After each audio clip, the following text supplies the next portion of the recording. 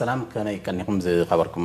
خططلتين لومي عب دكتورات عب استوديو عب مكلخال كورونا فيروس أقداس النتن تقمن أجابات تقاقمان ماسكرا وي ماسك ويد ما مشافني عفن جانينا كن دسس ماسكم تكم من كودنا أنت يعني نتبتاتين عب كم تكن توزرلنا نت ماسك كنت كمالو خلنا كنت كتولو زلنا أجابات نتايو كن دسس كن فتنينا قدمتنا دكتور زغريدا محاري كإلى زباوت عنان حكيم صنعتني دكتور عندما نخبرك بمساكي أزي مسجناكي نبتي ماسك تقومون كناتون تداخلنا بقدامنا ناي كورونا فيروس ناي متحلف كناتات كندسس تصبق مثلني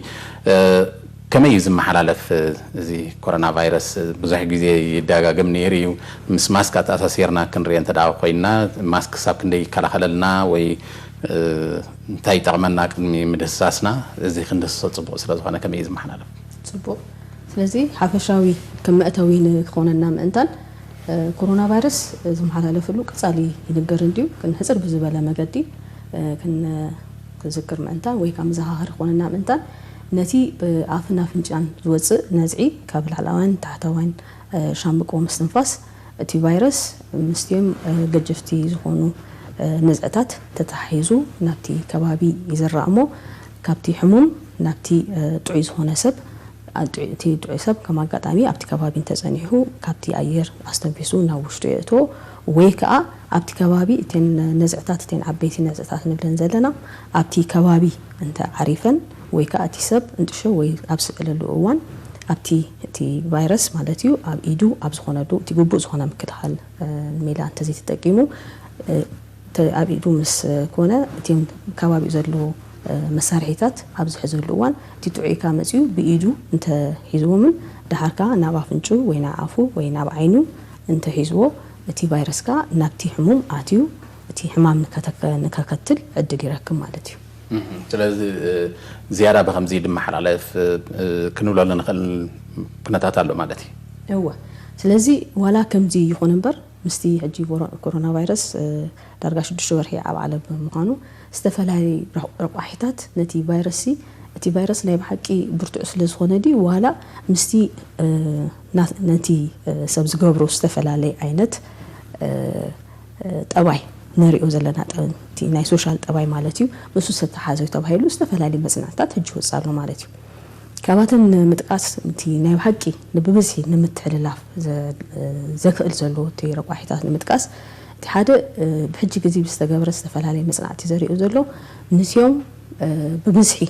نعم تحلف تغلو زلو صبات كاب زينا كابتم زعمه مالتيو كاب سبسب ده بحق كم استفلالي يريالو مالتيو سازيجم تلاخيفو مالو لا حجي وان لا 10 مليون صون صبات أب عالمنا بكورونا فيروس هايمو ويتلفهم كم زلو زفلت كوينو نجاركن إزيهم كله نعم تخاف ما متلف تخلون كن حدا يكونن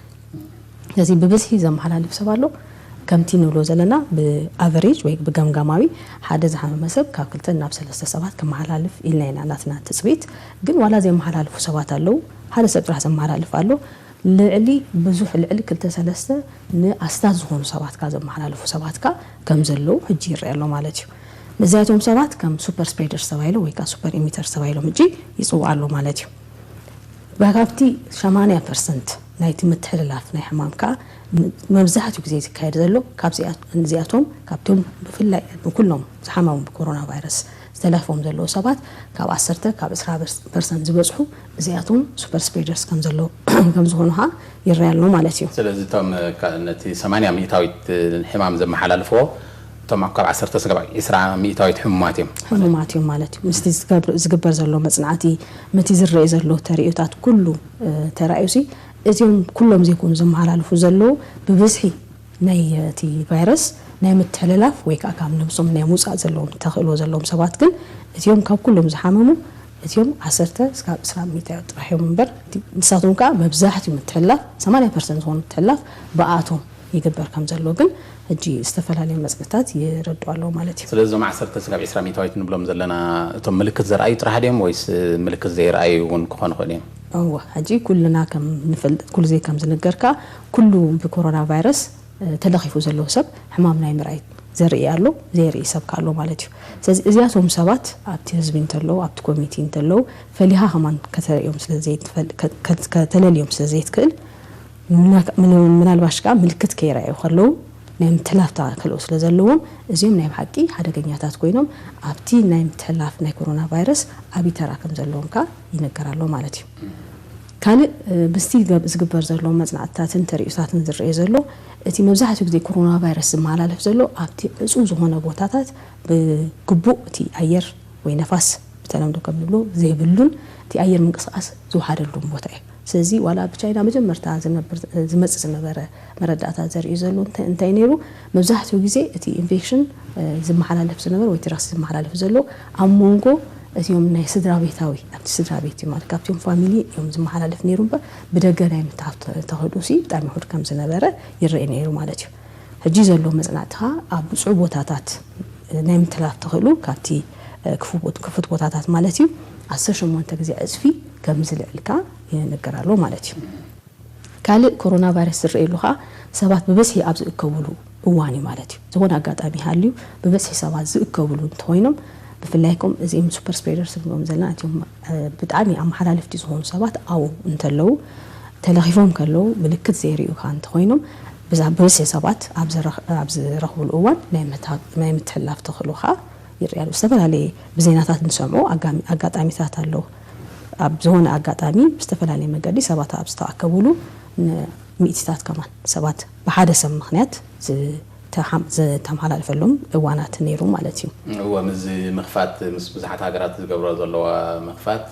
ተዳት ግቡእ ጥንቃቐ ዘይገበረ ተዳት ዘይተረሓሓቐ ሰብ ከምቲ ናይ ቀደሙ ክነብር ይፍትን እሞ ዝያዳ ከዓ ይቃልዕ ኣሎ ዝብል ዜናታት ብብዝሒ ኣለዋ ሕጂ ክንፈልጦ ዘለና ምስ ኮሮና ብኸመይ መገዲ ክንነብር ኣለና ኢና እምበር ከም ናይ ቀደምና ክንነብር ኢልና ክንሓስቦ ኣይንክእል ኢና ግን ናይ ኮሮና ቫይረስ ህላውነት ኣብ ግምት እቲና ንሕና ብኣፍልጦ ከመይ ጌርና ህይወትና ንመርሕ ግን ከመይ ጌርና መደብ ክንገብር ክንፈልጥ ክንሓስብ ኣለና እምበር ከም ናይ ቀደምና ኮሮና ቫይረስ ሕጂ ድሓይና ብዝብል ጌጋ ዝኾነ ርድኢት ግን ከም ድላይና ከም ናይ ቀደምና ዘይኮነ ዋላ ከም ናይ ቀደምና እቲ ህይወትና ከይድ ግን ኣይክእልን እዩ ማለት እዩ ካልእ ሕጂ ዝመጽእ ዘሎ መረዳእታ ምስቲ ተለኺፉ ዘሎ ሰብ ሕሙም ክኾን ይኽእል ወይ ከዓ ምንም ምልክት ዘይረኣየ ሰብ ክኾን ይኽእል ክንደይ ግዜ ኣሕሊፍካ ነርካ ምንም ዓይነት መከላኸሊ ከይተጠቀምካ እቲ ምርሃቅ ከይሃለወ ክንምንታይ ግዜ ኣሕሊፍካ ነርካ ኸ እዚ ሓደ ረቋሒ እዩ ማለት እዩ እዚ ካብ ቅድም ንጥቀመሉ ዝነበርናን ዋላ ከም ኮንታክት ትሬሲንግ ክንጥቀም እንተኮይናሲ እቲኦም በቀረባ ርክብ ዝነበሮም ኢልና ካብቲኦም ፖዚቲቭ ወይ ከዓ ረክሲ ተረኽበሎም ሰባት እቲኦም ክሎዝ ኮንታክትስ ንብሎም ወይ ከዓ ተቃሊዖም ኣለዎ እሞ ናይ ኮሮና ቫይረስ ረክሲ ከጋጥሞም ይኽእልና ኢልና ዋላ ንእክቦም ዝነበርና ከም ኣብ መስርሕ ዋላ ሕጂ ዝነበረ እዩ ስጋብ ሕጂ ግን ናይ ብሓቂ ክንደይ ክትገብር ኣለካ ብንሕና ንጥቀመሉ ስታንዳርድ ዋላ WHO ዝሃበና 15 ደቂቃ እዩ ፊት ንፊት ኮይንካ ምርሃቕ ዘይብልካ ንል 15 ደቂቃ እንተ ግዜ እንተሕሊፍካሲ ተቃሊዕካ ኣለሃሞ ረክሲ ከጋጥመካ ይኽእል እዩ ዝብል መረዳእታ እዩ ዘሎ ማለት እዩ ሕጂ ግን ብርግጽ ክንደይ ምዃኑ ግን ዝተጻሓፈ ንሰርሐሉ ዋላ ይኹን እምበር ብርግጽ ኣይተዋሃብን ማለት እዩ ካልእ እቲ ሰብ ዝገብሮ ዘሎ ኣክቲቪቲ ወይ ስራሕ ብቲ ሞያዊ ስራሕ ክኸውን ይኽእል እዩ ምስ ገለ ሰባት ይራኸብ ብኸመይ መገዲ ምስ ሰባት ዘሎ ርክብ የካሂድ እሱ ክኸውን ይኽእል እዩ ብጀክኡ ኸ እቲ ነቲ ፐርሰናል ዝኾነ ኣክቲቪቲ ከማን ክኸውን ይኽእል እዩ ምሳሌ ስፖርት ዝሰርሕ ሰብ ካብቶም ካልኦት ዘይሰርሑ ሰባት ናይ ምትሕልላፍ ተኽእሎ ላዕሊ ከም ዝኾነ ሕጂ ይረአ ኣሎ ማለት እዩ ሕጂ ኣብ ሓደ መጽናዕቲ ዘረኣይዎ ኣብ ጂምናዝየም ዝነበረ እቲ ኤክሰርሳይዝ ዝሰርሕሉ ዝነበረ ማለት እዩ ያርታ ኣብኡ ዝነበረ ምትሕልላፍ ካብቲ ዮጋ ማለት እዩ ዮጋ ማለት ብጣዕሚ ህዱእ ዝኾነ ምንቅስቃስ ዝነበረሲ ብብዝሒ ከም ዝነበረስ ተራእዩ ነይሩ ማለት እዩ ካልእ ዋላ ብምዝራብ ይመሓላለፍ ዋላ ይበሃል እምበር ሕጂ ግን ኣብ ምድራፍ ትነርፍ እንተኮይንካ ብሓይሊቲ ኣየር ወይ ከዓ እቲ ቫይረስ ዝሓዘለ ነዝእታት ዝመሓላለፈሉ መገዲ እንተገይሩ እሱ ጥራሕ ዘይኮነ ዋላ ዓዊልካ ብምዝራብ ጥራሕ ከማን እቲ ቫይረስ ካብቲ ተለኺፉ ዘሎ ሰብ ከም ዝወፅን ኣብቲ ከባቢ ከዓ ስጋብ ከባቢ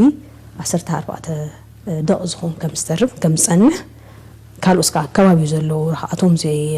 ሃለው እቲ ዘድሊ ምክልኻል ዘይገብሩ ሰባት ካ ኣብ ሪስክ ከም ዘእቱ ግን ይፍለጣሉ ማለት እዩ ካልን ኮሮና ቫይረስ ጸገም ዝገብረልና እንታይ እዩ ሓደ ሰብ ካብቲ ዝተቃልዐሉ ሕማም ዘርእሉ ግዜ ነዊሕ ስለዚ እቲ ሰብ ድሓን ዘለኹ ዋላ ሓንቲ ሕማም የብለይን ምንም ዓይነት ረኽሲ ያጋጠመንን እናበለ ግዜ ስለ ዝወስድ ነገር ግን ኣብ ሞንጎ ረኽሲ እንተጋጢሞ ሕማም ቅድሚ ምርኣዩ እቲ ቫክሲን የምትላፍ ተኽእሎ ምህላዊ ማለት እዩ ስለዚ ዝኾነ ሰብ ኣብ ዘጋጠመሉ ኳና ግዜ ረኽሲ ወይ መልከፍቲ ሽዑ ምልክታት ስለ ዝርኢ ብዘይ ኣፍልጦ ንካልኦት ነቲ ሕማም ናይ ምትላፍ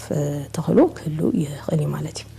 ክንከላኸሎ ተዳው ኮይና ጽቡቕ መግለጺ ሂብክና ዶክተር ክንከላኸሎ ተዳው ኮይና እዚ ቫይረስ እዚ ክነሐዊውን ተዳው ኮይና ክልተ ኣገባቢ ከምቲ ብዙሕ ግዜ ትገልጹልና ገሊኡ ምክልኻል ክንጥቀም ኣለና እቲ ሕማም ቅድሚ ምምፁ ወይ ከይሓመምና ክንገብሮ ዘለና ነገራት ማለት እዩ እቲ ሓደ ድማ ምስ ሓመምና ናብ ሕክምና ክንገብሮ ዘለና ነገራት እዩ ናይ ሎሚ ኣድህቦና ኣብቲ ምክልኻል እንዲ ክኸውን ካብኡ ናብኡ ድማ ብዛዕባ ማስኪና ክንዛረብ ማስክ በይኑ ኣኻል ድዩ እቲ ካልእ ዓይነት ምክልኻል መከላኸሊ ኣገባባት ተዋሂዱ ድዩ ክኸውን ዘለዎ እንታይ እዩ እቲ መከላኸሊ ዝበሃል ንቫይረስ ብከምዚ ገባቢና ክንከላኸሎ ክንብል ተዳ ኮይና እንታይ እንተን ነጥብታት ስለዚ ዋላ ናይ ሎሚ ዛዕባና ብዛዕባ ማስክ ይኹን እምበር እዚን ኣገባባት ምክልኻል ነቲ ሜላታት ግን ኩለን ክህልዋ ክእል ኣለዎን ማስክ በይኑ ድሓር ክርኤና እኹል ኣይከውንን እዩ ስለዚ ማስክ ምስ ካልኦት ተወሲኹ ማለት እዩ ምስዮም ካልኦት ምክልኻል ናይ ሜላታት ናይ ሕማም ኮሮና ንሱ ተረሚሩ እዩ ክሰርሕ ዘለዎ እምበር ማስክ ጥራሕ ስለ ዝገበርና ግግቢ ዝኾነ ርድኢት ወይ ከዓ ኣነስ ድሓኒ ዘለኹ ተኸላኺለ ያለሁ ረኽሲ ወይ ከዓ መልከፍቲ ኣይጋጥመን ኢልካ ግን ክትቀስን ኣይትከልን ኢኻ ማለት እዩ ስለዚ እተን መከላኸል ናይተን ሜላታት ምክልኻል ኩል ግዜ ንብለን ኩል ግዜ ንዛረበለን ስለ ዝኾነ ንሳተን ከማን ክርኤን ጽቡቕ ስለዚ እተን ኩል ግዜ ንብለን ዘለና ተደጋጊምካ ኢድካ ምሕፃብ ወይ ምፅራይ እሱ ማይካ ኣብ ቀረባኻ እንተዘይሉ ወይ ከዓ ኣብ ኢዳ ኢድካ ዝኾነ ዓይነት ረሳሕ እንተዘይብልካ ኣልኮል ዘለዎ መፅረይ ጌርካ ወይ ብኣልኮል ወይ ከዓ ብሳኒታይዘር ንብሎ ዘለና ማለት እዩ ምስኡ ጌርካ ኢድካ ምፅራይ ካልእ ከም ልምዲ ዓይንኻ ኣፍንጫኻ ቀጻሊ ናይ ምትካፍ ኣብ ገጽካ ምትንካፍ ልምዲ እንተለካኻ ንሱ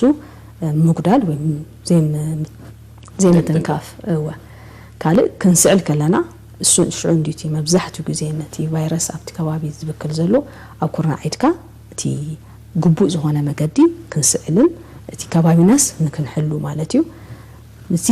ዝተጠቀምናሉ ሶፍቲ ወይ መንዲልካ ብግቡእ ኣብቲ ዝተዳለወሉ እዋን ክንጎፍ ኣለና እምበር እቲ ከባቢና ክንብክል የብልና ማለት እዩ ንሱ ከዓ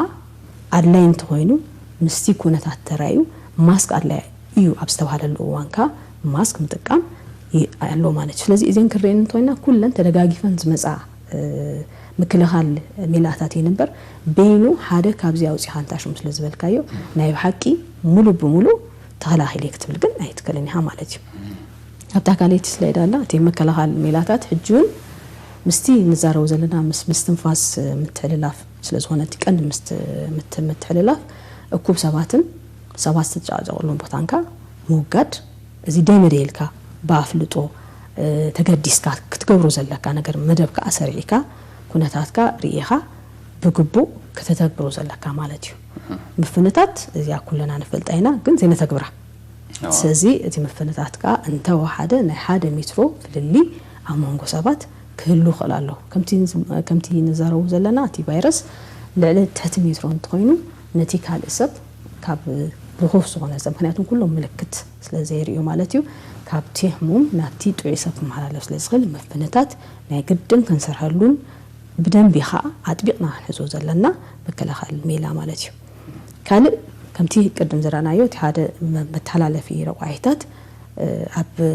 ዕፁ ቦታታት ንነዊሕ ግዜ ምጽናሕ ስለ ዝኾነ ካብ ዕፁ ቦታታት ምድላይ ብዝተሃለ መጠን ዕድል እንተተረኺቡ ንክፉት ቦታታት መዘውታር ዝኾነ ኮፍ ንብል እንተኮይና ክንበልዕ እንተኮይና ገለ እንተኮይና ሲ ኣብቲ ክፉት ዝኾነ ቦታ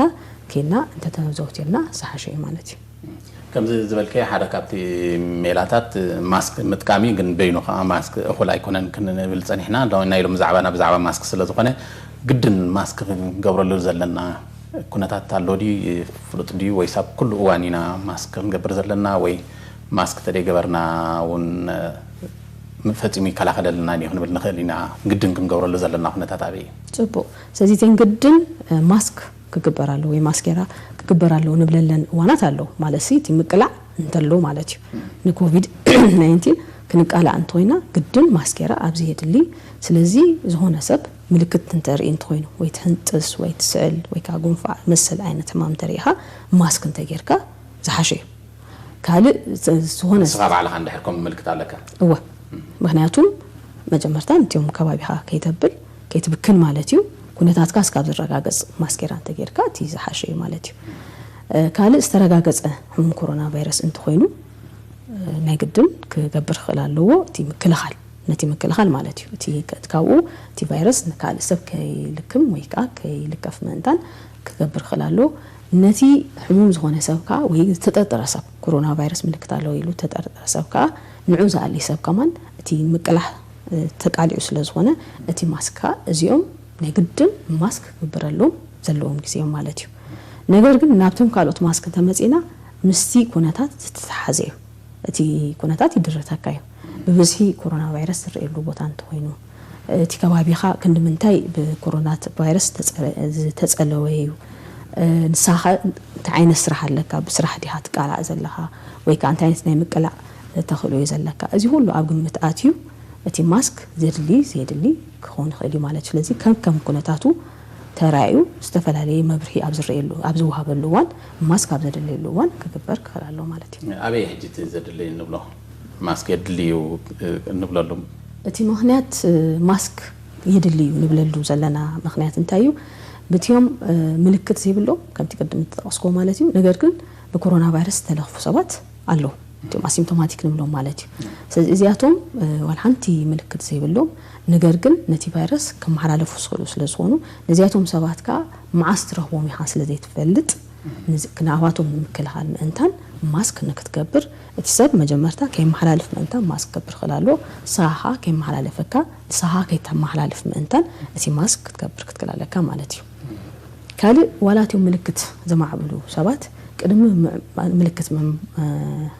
ምራዮም ቅድሚኡ ኸማን ናይ ምትላፍ ተኽእሎ ኣሎ ዝተፈላለዩ መጽናዕቲ ከም ዝሕብሮ ዘሎ ቅድሚ ምልክት ምራዮም ከማን ኣመሓላሊፎም ፀንሑ ደሓኒና ዘለና ኢሎም ነብሶም ከይጠርጠሩ ከለውሲ ናይ ምትላፍ ተኽእሎ ስለዘለዎም ነዚኣቶም ከማን መምሃኖም ስለዘይንፈልጥ ኣብቲ ኮቪድ ዝርኤሉ ዘሎ ቦታ እዩ ስለዚ ነዚ ንምክልኻል ተባሂሉ ማስክ ኣገዳሲ ይኸውን ማለት እዩ ስለዚ ምስቲ ዝግበር ዘሎ መጽናዕቲ ሕጂውን በቲ ዝርኤ ዘሎ መጽናዕቲ ዝተፈላለዩ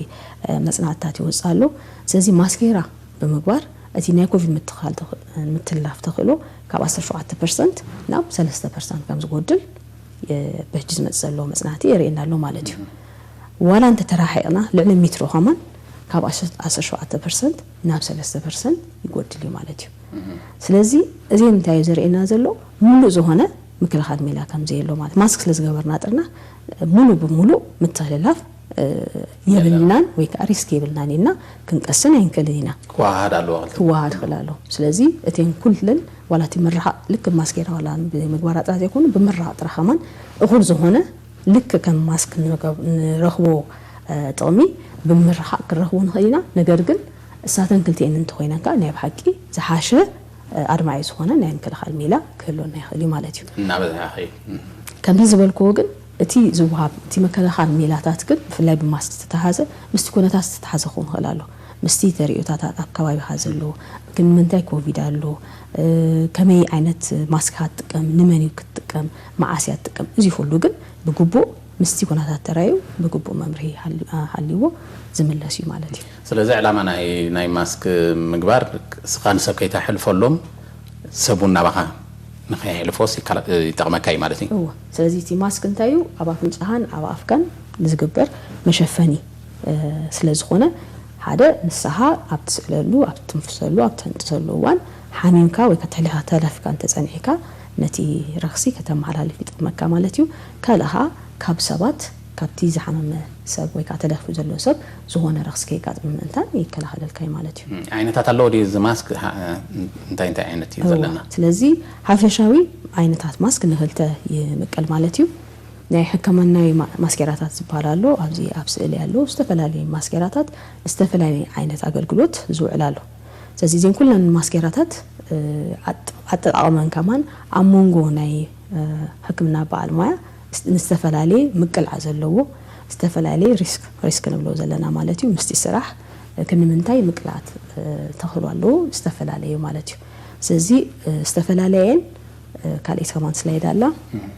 ዝተፈላለየን እንትን ዘብላ ዘለዋ ንመዓስ ክትጥቀመለን ከም ዘለኻ ብግቡእ ዝፍለጥ እዩ ማለት እዩ ኣብዚ ክርድአና ዘሎ እዚ ንሕክምና ኣገልግሎት ተባሂሉ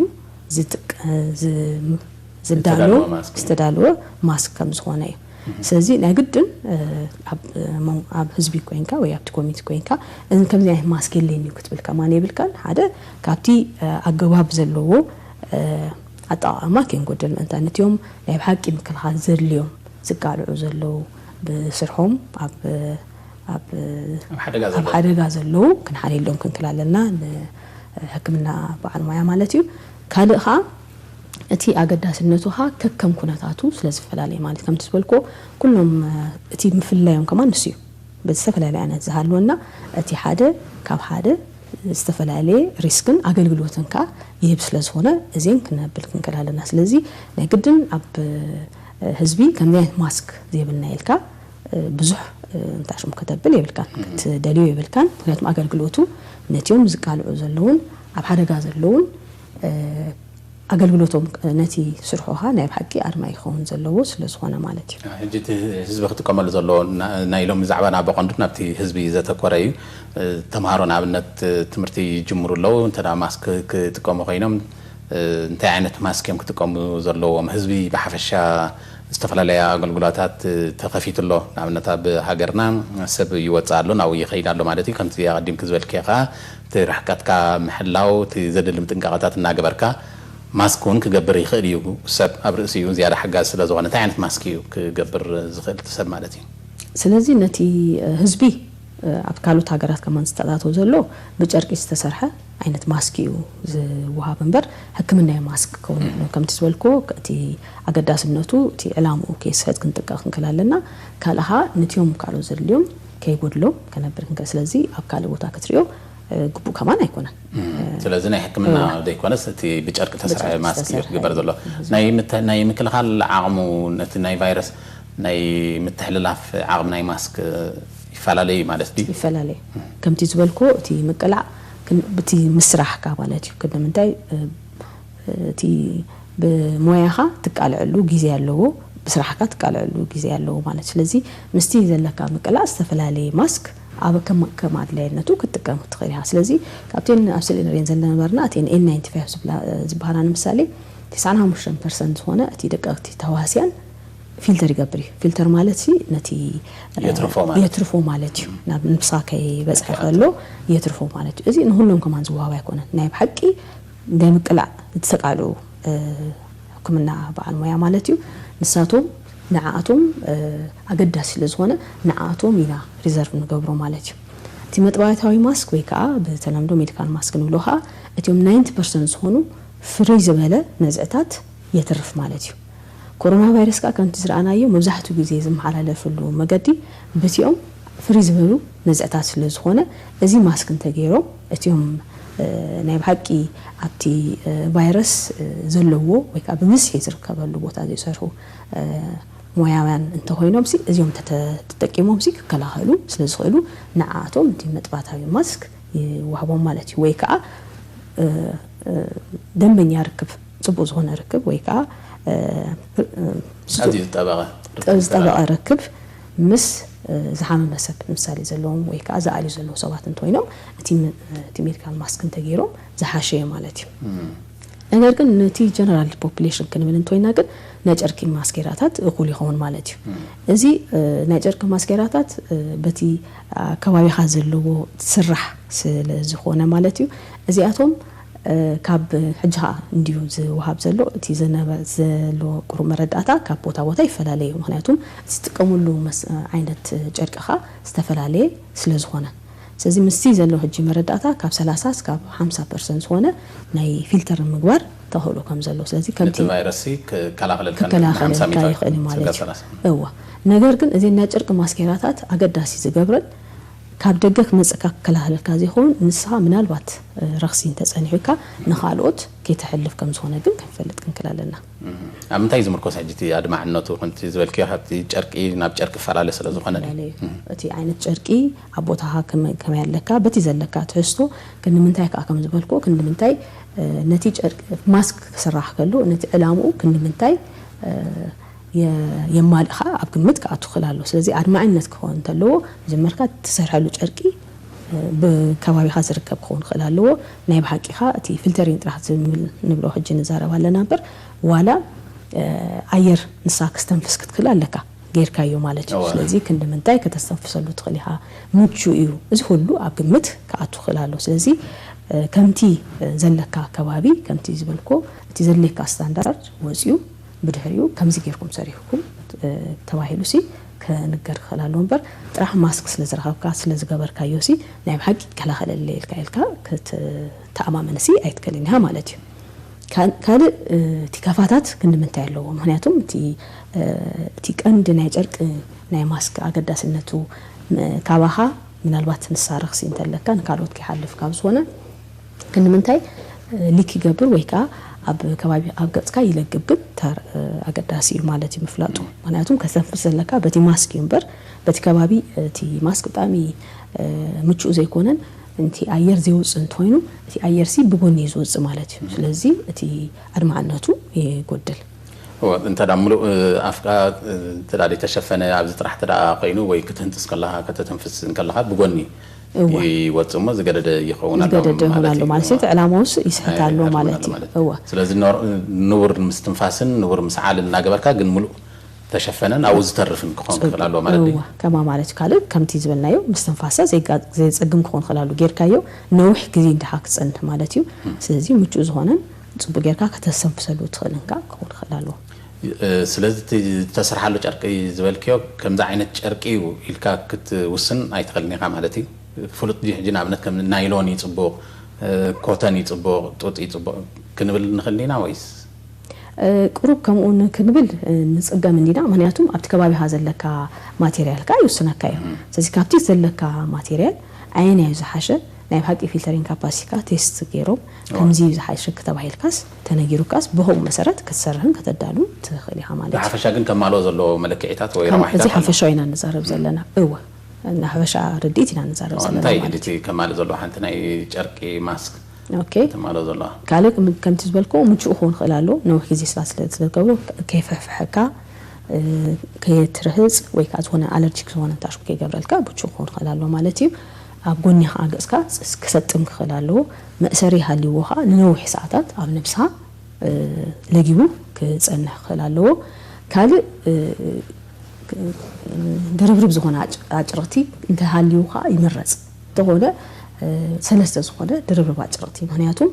እቲ ፊልተር ንክገብረልካ እንዲት ዕላማ ስለዚህ ፊልተር ገብረልካ እንተወይኑሲ ብስተኻለ መጠን ነቲ ከኣትወካ ወይካ ከይወጽካ እቲ ምክልኻል ክበጽልካ ምእንታን ድርብርብ ጨርቂ ክህሉ ኾናሎ ማለት እዩ እዚ ረቂቕቲ ክኾን ይውልን ማለት እዩ ይብሉን ኦኬ ካለ ንምስተንፋስ ዝዓግት ክኾን ክላሎ ብግቡእ ከተሰሉ ክትከላለካ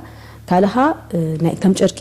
እቲ ዕላሙ ንከተሓጽቦን መሊስካ እንትጥቀመሉ ስለዝኾነ እቲ ቅርጹን እቲ ትህዝቱን ካ ከለወጠ ንነዊሕ ግዜ ዘገልግለካ ክኾን ክላሎ ማለት እዩ زي جبو وي زي جهم تقصد صنعناتي كتأتوهم كلها ناب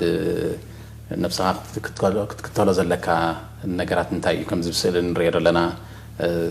فلوت النجار اللودي وك بزح سب شلل كولات ريخا كم كله قاليو عاطفو باب جبوت وقاليو أبورسوت وقاليو فلوت كوينا يسمع كان بزح سب كمية انتن بلكع كتكملن كلها نتي ماسك أم نفسها كتكملن كلها ጽቡ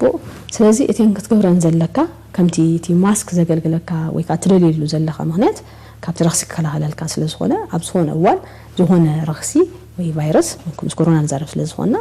ቫይረስ ኣብቲ ማስክ ለጊቡ ከይከውንካ ክትሓስብ ክትከላለካ ስለዚህ ከም ዝኾነ ነገር ክትቀመሉ ትኽእል ዓይነት ወይ ከም ዝኾነ ጨርቂ ትሪኦ ኾን ኣይከለኒ ማለት እዩ ስለዚህ ቅድሚ ማስክ ምግባርካ ኢድካ ክትጸብ ክትከላለካ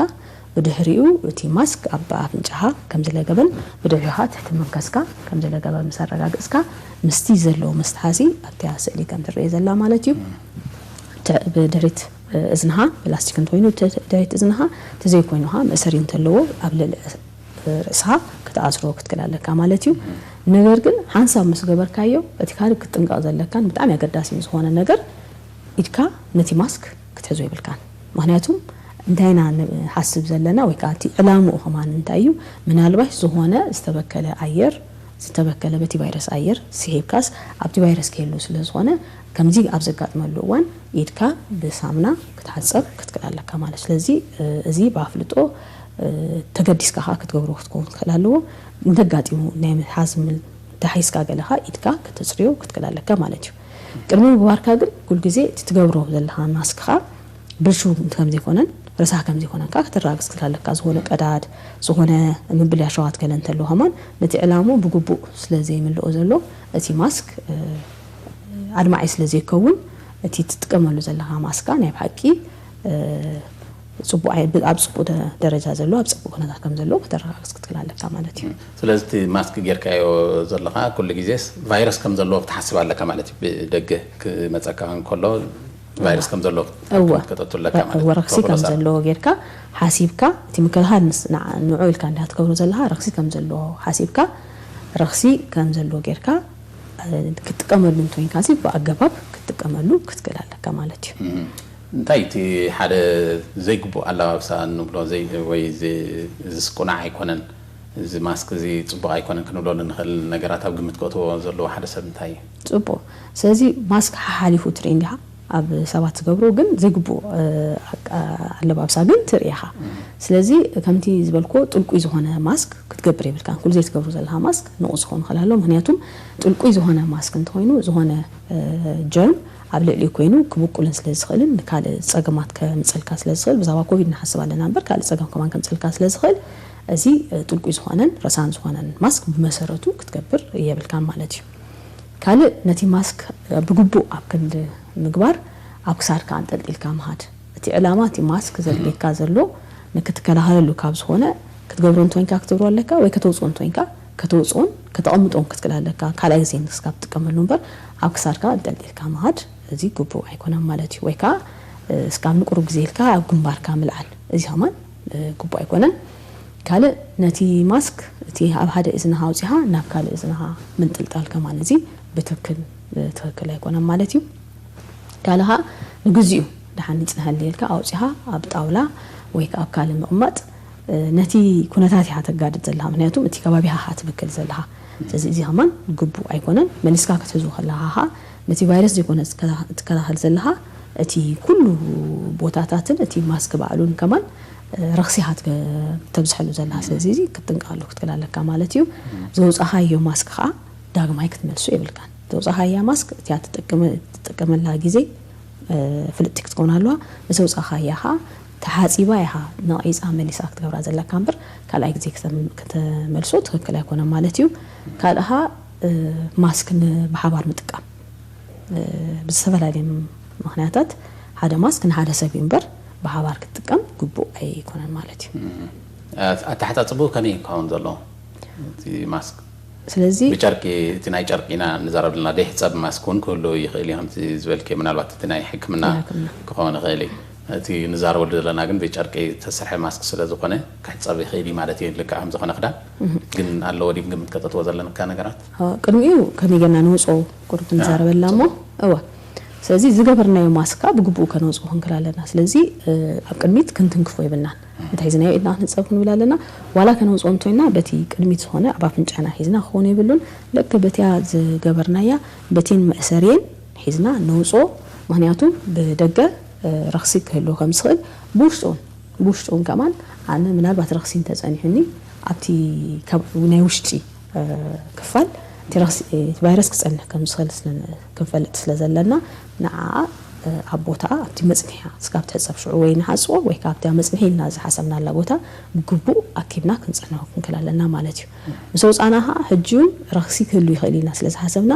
ኢድና ክነፅብ ክንክእል ኣለና ስለዚ በበይኑ ኾነ ይንክእል ንብሎ ንሱ እዩ እቲ ኢድ ምሕፃብ ክህሉ ይኽእል ኣለዎ እቲ ግቡእ ዝኾነ ኣጠቓቕማ ክህሉ ይኽእል ኣለዎ መዓስ ተውፅኦ تجبروها كتفلت كلالك سلزي ماسك مهلاو زي كونه هكذا سهون زلو نتي ماسك كمان تيزلك ماسك ببوء كم يجير كتكملوها كتفلت كلالك مالتي أبى تحت صباح الجين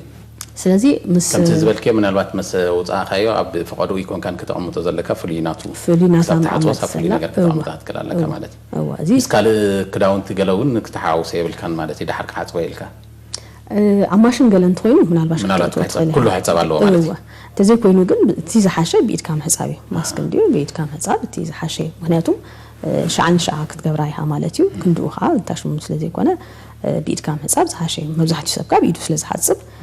ستوسنة جزي سكابت حاسب مدام زقبر كلا بوتا تسنحها بدهريو جن بماشن بيد كاجركا حسابا تيزا حاشة مالتيو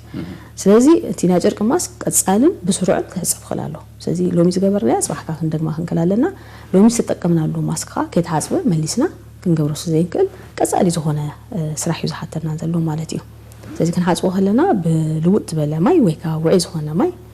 ብትዘለና ብሳሙና ይኹን ኸሊ በኦሞ ወይ ሌሊ ከንሓጽቦ ንኸሊና ማለት እዩ ኣብቲ ምዕፋር ከማን ስለዚ ሕግዘና ውዒ ዝበለ ክኸውን ይሓይሽ ማለት እዩ ካልእ ብድሕሪኡ ነቲ ዝተሓጽበ ማስክ ኣብ በረኪና ከነዳሉ ክንክላለና ሓንቲ ፍንጃል በረኪና ኣብ ናይ ጎማ زيتي زي بيجا قوما كلنا نفلتا كلنا جزانا زلنا مالتي نحن مش لترو أبعتنا داينا تسألينا سهلت سلسونت أبع نألكو مالتي كاو ما يجرنا نألكو كات سدلنا يو نحن مش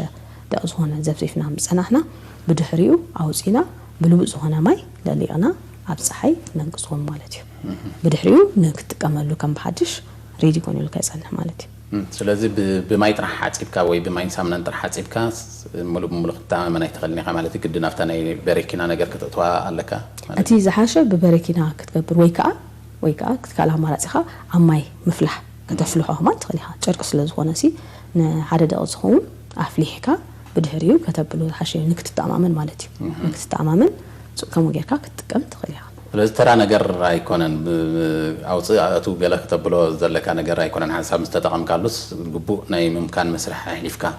ይኻ ክትቀመጥ ምክንያቱም ናይ መከላኸሊ ብዛባ ሕማም እንዲና ነዛረብ ዘለና እቲ ክብደት ኣብ ግምትካ ኣጥፍላሎ እቲ ትገብሮ ዘለኻ እቲ ማስክ ክትረኽቦ ጥራሕ ዘይኮነ ዘለካ ክትሓስብ ዘለካ ምስ ረኸብካዮ ኢኻ ብኸመይ መገዲ ክትጥቀመሉ ክትከላለካ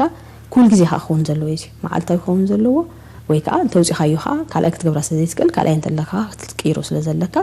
ወላ ኣብቲ ክትሓጽቦ ማዓስ ክትሓጽብ ኢኻ ማዓስ ክትቐምጦ ኢኻ ከመይ ክትጥቀመሉ ግን ኣብ ግምት ክኣቱ ክኽእላሎ ማለት እዩ ድሕሪ ኣብ ፀሓይ ክትስጣሕ ደለዎ ኣብ ፀሓይ ይስጣሕ ይነቅጽ ማለት እዩ ጽቡቕ ገይሩ ግን ክነቅጽ ከላሎ ከምቲ ዝበልኩ ጥሉል ዝኾነ ማስክ ነቲ ካልእ ፀገም ከማን ከጋጥመልካ ወይ ከዓ ነቲ ከም ዝበልኩ ነቲ ጀርሙስ ከማን ስለዘብል ኩል ግዜ نقص كون خلاله مالتي ولا تتكلمنا له هلنا نحن بنتشودي قال أنت تركيو واي كان تركيسو كمان نوعه علينا كالك نجبر كن كلا لنبر نتيجة تلقوا إزخوانا ماسك جال مياكم بتصلي منا سلزي تين كل زي تلقوا ينتهينو كنجبرو كمان تهينو أبزنا أصلوا ولا سكامنا حاسبوا مال شو أنت حاسبنا يا زوجة لازم جزء زوجة تهينو كن كنقص أبسخللو أب ورقة ساكت عينت جيركا ناقص مس كنقصلنا من تمالت يوفس كم نركبلو موس كنا بنحاسبه مس ناقصة تحري علينا كنحاسبه كنكلالنا مالتي على دكتور نتحدثنا عدلنا تليفون كنبوينا بقطر تليفون 10 كمان 10 7 دويلكم دكتور صقريدا محاري أب أتعاقم ماسك زرلكم حتتات يكون ريتات كتقربوا توريهم دكتور مني كتقاملو زي ولو كتقاملو زلو من الوقت تغيس كلنا تاني حكيتي زيوم سي كتقاملو ولا من ماسك قبري ولا من ولام كمني ስለዚህ ከገብሩ የብለው ምን ዘይኮነ በስተፈላለየ ምክንያት ዘይክእሉ ሰባት አለው ስለዚህ ማንም ሰብ ማስክ አይግበር አይነብለኒና ግን በስተፈላለየ መስቲ ካልእ ዘሎ ጸገም ሰብ ከገበረ ጸገማት ከጋጥም ይኸል ያብቲ ማስክ ምግባር ማለት ለምሳሌ ለተሰክልት ዓመት ሆነ ቆሉት ማስክ ንገብሩ ብዙ አይደፋሉኒ ካልእ ዝሆነ ናይ መስተንፋጽ ጸገም ዘሎ ሰባት ምክንያቱም ከጋደሎም ይኸል አውሎም ክጽቦም ይኸል ولا بس مستنفاس كمان صقم قبرلهم سلازخل زونا ناي مستنفاس صقم زلو سبات ماسك قبرو كصقمو يا مالتي كال حلواتو اطفا حمو ماسك نكتجبر له كمان بتاع مزجامي معناته تكون تاتو نكتري ولا كن نكتجبر له بزوف عشقاري يومالتيو كله بزي ناي كالوت دقف مالت بزاب كله سب كي حجزو بعلو ماسك كجبرن كوصن زي كل سبنت وينها نتي ماسك نكتجبر له بتعمي شقرا كمالتيو كله نعم سفر عليه إذا هنا أب معبالن نهاي أمرون سجم زلوا سبات تي ماسك نكتجبر لهم كمان بتعمي حسب جامي سخون معناتهم استيكون تاتهم تي ماسك ولا قد دسنتون أمانة لهم برجل كتجبر لهم جن ذي شجركا كهون هالي مالتيو كله نايم سمع سجم زلهم سبات كمان كشجري خليهم معناتهم أبتي communication ويكا أبتي مرجدا أفهم زنقصاصون توينهم أمونقوم زلهم مرجدا تيسجم كفتس للصغير أو كم زينت كونتات تي ماسك نتكتكم كتشجري حمالتي حدث بذكاء المتن بعلو دي كجبر زلوا ماسك بزحش دعوة بزحش يو تي زحش بعلها غيركا بعلها كتوصو يزحيش بر كالوت كالوت زيادة اللي هتبدأ لها هو ده قفتهون دحركا أبتي إنفكشن كمان أبتي متحلفنا إنفكشن كمان تحرس بز تتقملو على في الناس وسيدوهم سلزق جبرو زلوا بعلو غيرو بعلو تتقيمو بعلو أبتيا تمسحي بوتا عزمي حلكا دحري أبتي محساب قال كتبلو تخلي هامبر بعلها كتجبرون كتوصون كتبلون قلت حلا مول على في الناس حتتيو أنا حدث مع سكوزو كمي تتقملو كزوريو أحزون ولا كمي كجبروسي حلا في الناس حتسلزونه حدث بعفلطو جبرو زلوا نجاري مالتي رايت تليفون لنا دكتور هلو هلو سلام دكتور تفسيري لكم دكتور سجيرة ده هم يوعلكم صبو سمعك لنا عاري ده حندو يوعلكم صبو تمام لكي عاري بزعبا ماسك أنا خزارة بدلي عاري ماسكس تمهارو جبرو تباهيلو مالو حجن كم نقول خاصو يوم تمهارو ساعات كنديكو جبرو يوم مالتيو كال أي خزارة بدلي هذا اللون خاني أبتكال جبرو ماسك تباهيلنا حجي نحنا غيرنا لنا بوشتي بتكون نجي شب آتيو بزارة كاويك كسم عدد لخس ماسك جبر ليه جبر سالسيتها أبعدها عداقة أين هنا أبعدها تاتكاني ماسك جبر سبيله عجز ولا حنت واقعي يقولوا أنت ماسك ما لسي لحاني حصوري وجركي دكبرت ولا الله دكتور تجيه ده بجرك بسرح كوينج على تاب جزانا نقبره نجرس لزخونس كل سب أنت تجبر إيه خبل دليل ثانك يو عراي عراي عندنا كالتليفون ونالتنا هلو هلو سلام سلام هلو عراي دكتور كن ملسلا اوكي سازي تمهاروك قبر يوم لا مهنياتهم ماسك زدليلو واناتالو كم تبلكو كم ككومناتاتو ماسك ورو زبالالو غزي يالو مهنيات مثالي سبات كفناتاتو زيكلو ቦታታ ጊዜ እንተሎ ማስክ ገብሩ ይምረጽ ካብ ማስክ ዘይገበሩ ታሽሙ ክብሉ ምክንያቱም እቲ ሓደ መከላኸል ሜላ መፈነታትዩ ስለዚህ ተማሃሩ አቤት ትምህርት ያትዮም ስጋብዙ ማስክ ገብሩ ሆላሉ ማለት ነው መፈነታት ጸገም ስለጋጥም ስለዝኽል ከመይ ገሮም አብ ቦቶም አብቲ ቤት ትምህርቶም ይፈናተቱ እቲ ቤት ትምህርቲ ሐሲቡሉ ተዳሊየምሉ ይጽንሆም ግን ዋላን ሱጥራት ይኮነ ከአቱ ኩወጹ አሎቲ ተራሃበሉ ጊዜ ስለዚህ አብ ከምዚታት እቲ ናይ ምቅላህ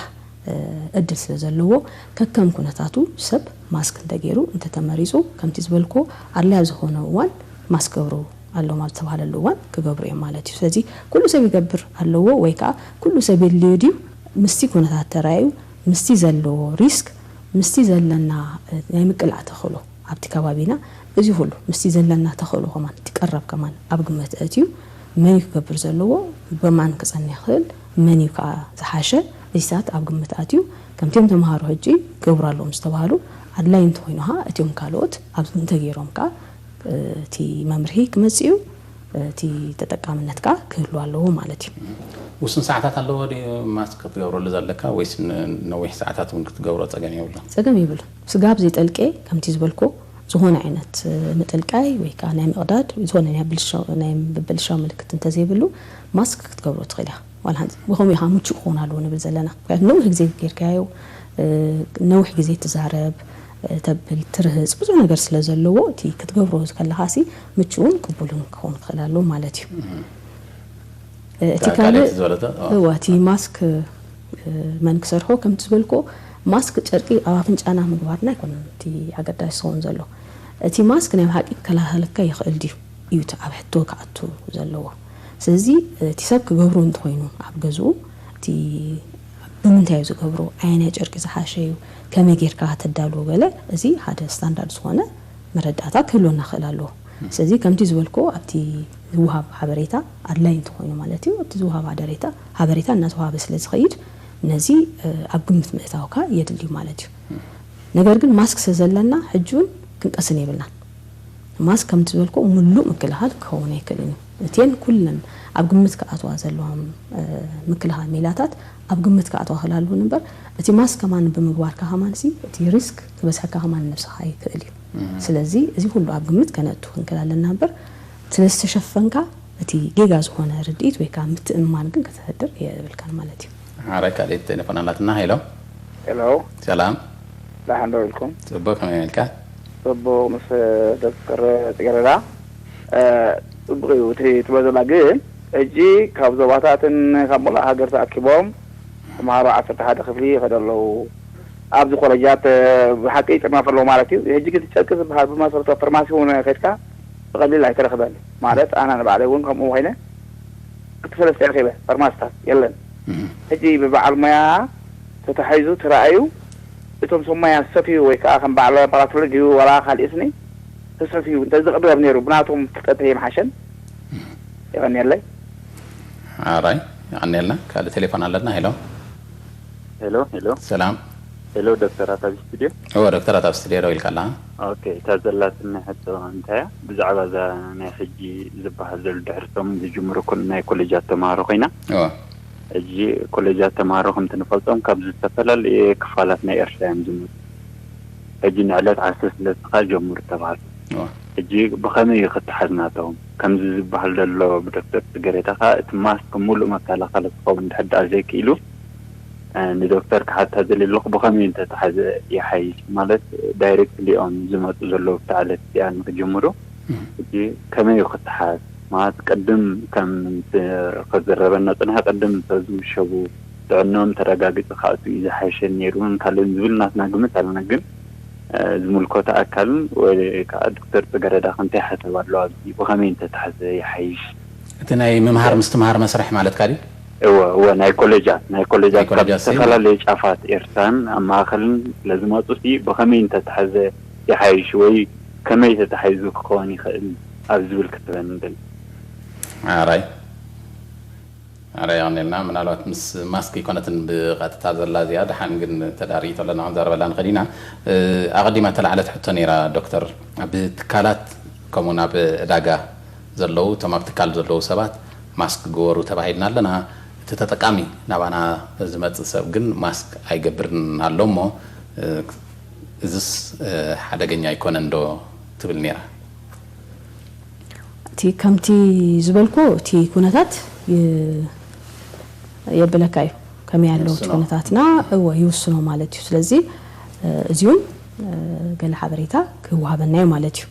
አላይ ኮይኑ ኣብስተረኽበሉ ዋን ክግበር እንተሎ ማስክ ለና ዝኾነ ሓበሬታ ክዋሃበናይ ማለት እዩ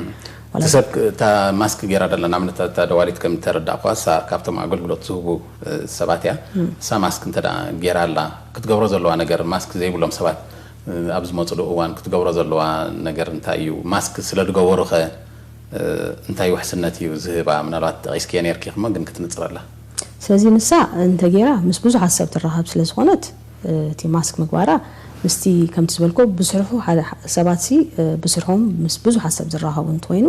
እቲ ናቶም ሪስክ ክበዝሕ ይኽእል እዩ እሳቶም ተሓይሞም ንካልእ ሰብ ክመሓላልፉ ካብ ሰብ ክሓልፎ ምንታን ዘለዎ ተኽእሎ ሲ ብዙ ይኸውን ማለት እዩ ስለዚ እቲ ማስክ ዋላ እንተ ገበረት ተሳብ ግቡ እቲ ማስክ ትጥቀመሉ ክትከል ኣለዋ ነቲ ሰብ ዝመጽኻ ዘለዎ ከመይ ኩነታቱኻ ከም ኩን ዝኾነ እቲ ምክልኻል ሚላታት ኣብ ግምት ካኣቱ ክላሉ ስለዚ ንሕና ኣብቲ ማስክ ጥራሕ ፀይጥና ንዛረባ ኣለና እምበር እቲ ምፍነታት ከማን ኣብ ግምት ካኣቱ ክላሉ ኣብ ምፍነታት ኣብ ኢድካ ምሕጻብ كم يجيرك ها تشوي سأل كتب لك لها كم يجيرك كبابي ها كي بكلك تطنقك تقمالها ازي هلو قبل خلالو مالتي سلازي تي ماسك بهم يمقدي نتقملو نمعس نتقملو عبينا ايوان كن كم تزبلكو كم تيم كونتات تي زفطر زلو كونتات كن تي زلو ممرحي كمصيو مالتي منالات انا كوليجات زلعاله حتى اتو مساناي بمس دمص حفاش قلم حتى كايدو نيرو كاب منستر تمرتي مالتي ዝተታሐዘ መደባት አለው እንታይ አይነት አገባባት ይኩሉ ኣብ ነፍሶ ከፍ ክላስ እንታይ ይግበር ነቲ ቫይረስ ንምክልኻል ዝፈልዕሎ ጽንሐ ሕቶታት ነፍሶ ከፍ ኮሌጅ እንታይ አይነት አገባባት ያ ክትጥቀም ዝወፀ መምርሒ ስለ ዘሎ እቶም ተማሃሮ ኣብ ግዚኡ ክወሃቦም እቲ መምርሒ ማለት እዩ ብትካላት ተሳይኑሎቲ ኣመሸጣ ፋርማሲ ዲ ኣብ ገለ ኸይዱ ክረክብ ኣይከኣለን እዚ ብጻይት ሓደ እውን ዝተቐሳ ነይራ ምናልባት ሪኢቶ እንተዳ ኣለክ ብዚ ወይ ሓሳብ እንተዳ ኣለኪ ማለት እዩ ሕጂ ኣብ ገዙ ዲዩ ክሰርሖ ዘለዎ ሰብ ወይስ እንታይ ክገብር ዘለዎ እንተዳ ሲኢኑ ሓደ ሰብ ማስክ እንተዳ ሲኢኑ ክገብሮ ዘለዎ ነገር ኣሎ ዲ እንታይ መማኸርኪዮ እንተዳ ሲኢኑ ማለት እዩ እዋ ማስክ ሕጂውን ኣው ብዙሕ ንጸቅጥ ኣለና ማስክ ኣድላይ ዝኾነ መከላኸሊ ሜላዩ እምበር ማስክ ስለዘገበርካ ወይ ስለዘለካ ካብ ሕማም ትከላኸል ኢልካ ማለት ግን ኣይኮነን ሚእቲ ካብ ሚእቲ ክኸውን ኣይክእልን እዩ ስለዚ ካብቲ እቲ ዝንገብሮ ዘለና እቲ ሜላታት ሲ ኣጸቢቕና ታሽሙ ክንብል ክንክል ኣለና እዚ ሓደ እዩ ካልእ እቲ ትገብሮ ዓይነት ዘለኻ ማስካ እንታይ ዓይነት ማስካ ክፈልጥ ክትክእል ኣለካ ብሽም ማስክ ሓደ ነገር ኣብ ኣፍንጫኻ ጌርካ ክትከውን ትኮይንካ ሲ ናይ ብሓቂ ካብቲ ንትደልዮ እቲ ኣድማዕነቱ ከመይ እዩ ናይ ብሓቂ ሕማም ይከላኸለልካ ኣለኻ ኣብ ግምት ካኣቱ ክላሎ ማለት እዩ ስለዚ ማስክ ከምዚ ዓይነት ኣገልግሎት ክውዕል እንትኮይኑ እንታይ ዓይነት ኢና ንጥቀም ወላ ገዛ ሰብ ክሰርሕ እንትኮይኑ እንታይ ዓይነት ንጥቀም ከመይና ንጥቀም ከመይና ንሰርሖ እዚ ርዱእ ዝኾነ መረዳእታስ ክህልወና ክእል ኣለዎ እምበር ኣብ ከባቢና ስለዝረኸብና ወይ ከዓ ማስክ ዝመስለና ነገር ጌርና ሒዝና ስለዝኸድና ናይ ብሓቂ ካብ ሕማም ነፃ ንኸውን ያልና ግን ክንሓስብ ዘለና ማለት እዩ ኣራይ ቴሌፎን ኣለና ሄሎ ሄሎ ሰላም ዶክተር አታብ ስትዲዮ ደውልካ ኣለካ ከመይ ውዒልኩም መስገን ዶክተር ጽጌረዳ ብሕፅር ዝበለ እንታይ ክሓትት ደልየ ማይክሮዌቭ ሲ ንዝኾነ ሰርፌስ ከምክን ንኽእል ዶ ኣራይ ንፅርቲ ዳ ዶክተር ማለተይ ሲ ኣትክልቲ ጎማታት ጠራሙዝ ቢራታት ሰርፍ ዝኾነ ዝባን እቲ ናይ ወይ እዚ ትብልዎ ዘለኹም ማስክ ከማን ኣብኡ ክንጥቀመሉ ዒልና ኣብኡ እቲ ዳሃንም ኩኖ ንኽእል ዶ ማይክሮዌቭስ ከመክን ንኽእል ዶ ኣታሕቶ ብሕፅር ዝበለ ኣነየለይ ኣራይ ኣነየልና ርኢቶ ዶክተር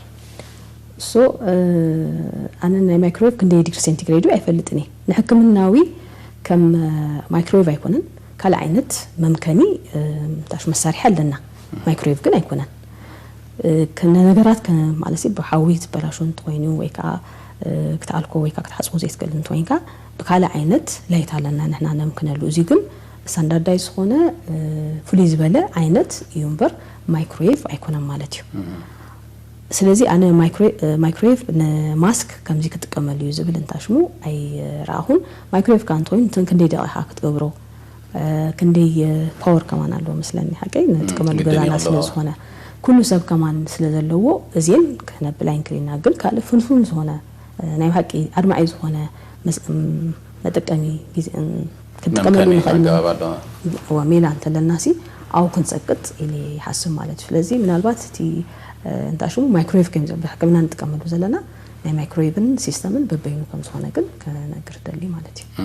ዶክተር አብ ምዛምናይና ለዋ ሒስካ ኣለዋ ከብዛ ናይ መወዳእታ ስላይድ ንዕን ክንዝርዝረርማ ክንዛዝም ኣራይ ስለዚህ ኩል ግዜ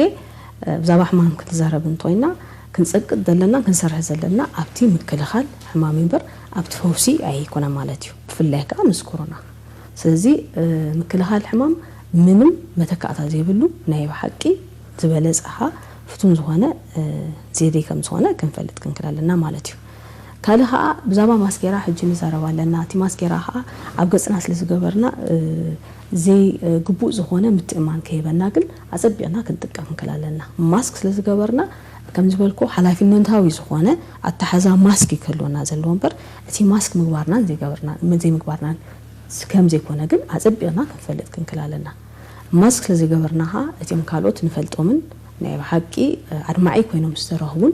بعالم درجة مالتيو اتيم ميلاتات كلن كترفا يبلن مالتيو فلزي ماسك هجيك نقبر انتوينا ويكا نتأتاتو انتوينا عبل عدد كلم هجيز نبارو استفل عليه ومكلا خالي ميلاتات نتكملن كون خلالهم بر نعوز كم زي كونا قل كبر يدلي مالتيو بفلاينا بتمهارو ملأخت انت لك دكتور تمهارو يجمر الله صراحة مرت يجمر الله تمهارو عسرت عرق فلينا كولجات تمهارو يجمر الله كم سبكاني أقدم كتغيس كيل نيركيت ماسكيرا بمولو معلتي جيركا كتوعل جليسة متشونا زي فترة له قوانخ الأمانجون نوصاق عن عتقا كله زلو تقول صفيح بينه سمعني مزب متأثر ملأخت انت لكي سلزي تمهارو كأنتي ماسكيرا هذا اليوم أوان عبتي كفناتات روزي كله بوتاتات مثلا بيت مرتي وشتي عبتي عماكينا حج كتكيد انتوين كاتو عسو زخوانا بوتا كنتخوينو بستيوم مساها زينو برصابات ترخبلو أوان كتفناتات كازي تكل انتوين كا اتي ماسك كتكبر أقداسي خون مالي سلزي عبيت مرتي مكبر أقداسي يخون مالتيو سلزي نقابر اللوم قل كفلت خلالو اتي عقبان ماسكيراها كمتي نقل صوز نبرنا كبيدا يكونن طرح حلافينت زحاتتيو تيصبو ነገር ካ تيوم سمعنا بعلم كتكبروا زخلو ካለ ብዙ حاجه زيدليو ስለዝኾኑ ንሳቶም بعلم حلافينت ተወሲዶም ክገብሩ ስለዝኽሉ ክትቀምሉ ብግቡእ ካ ከም አገዳስነቱ ፈሊጦም እዚ ዝገብሩ ዘሎኻ ንዓኣቶም ጥራሕ ዘይኮነ ዋላ ነቲዮም ፋሚሊዮም ከም ዝኾነ ትምክልሃል ክፈልጡን كتجبرون كا يبعد مالتي. نعم نتعن أبعد وشتي كفلي ويا أبعدتي كلاس أنت ده الله أو كأتو خلوه جبرو تحرر مسوات وتفناتي اثنين عيلهم كوتو تمليس كنا بكلاس تأتو تقل ويا تمليس كنا مكينة تأتو تقل سلز تماسك حسب مسجوروا كاب جوزهم كوتو خلوه كم تدبل كي إيدهم منتحتيهم كجبروا سلز اللهم تحتيهم غيرهم ما مسجوروا نايت مرتي مسرح توديو نبجوزهم مستمر سترايم كوتو هذا اللهم مالتي. مساك تكون كتلمبر كم تزبلكو بجبو تي ماسك أكهيدا كهيد انتوينو وزيوم آتيوم سكابز وصو تي ريسك سلزلو تي مكلاها نعاتهم تراح زي هون تحسبو زلو نتيوم سدروم نتيوم كالوت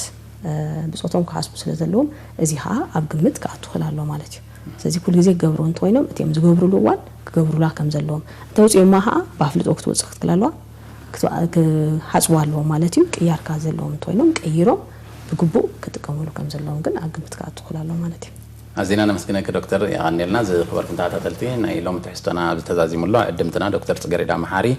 كيلا حكمنا هزباوي تعنا كمون حكيم هتساناتيا سلامة كتالكم عزينا مسكين زي ما تصومون بقالة تحسين عن راحت حق أني.